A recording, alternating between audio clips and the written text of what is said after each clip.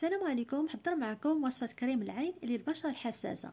نعملو حمام مريم ونضيفو 28 غرام من زبدة الشيا، 28 غرام من زيت جوز الهند، ونخليهم حتى يذوبوا. وبعد ما يذوبوا لنا نخلطوهم جيدا ونزولهم فوق النار ونخليهم مدة 30 دقيقة، نصف ساعة.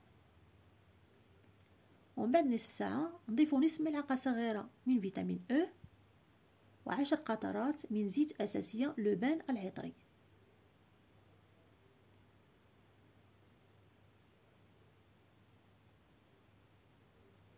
ونخلط الكل جيدا ونغطيه ونعملوه في الثلاجة مدة ساعة، ومن بعد ساعة نخرجوه ونطربوه بالطراب الكهربائي.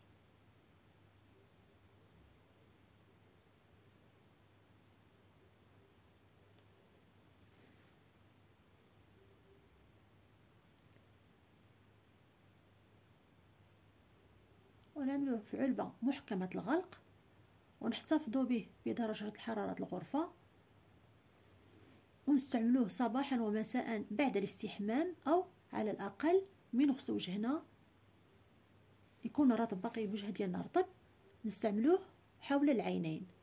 ومدة الاحتفاظ 3 شهور، وبالصحة والراحة.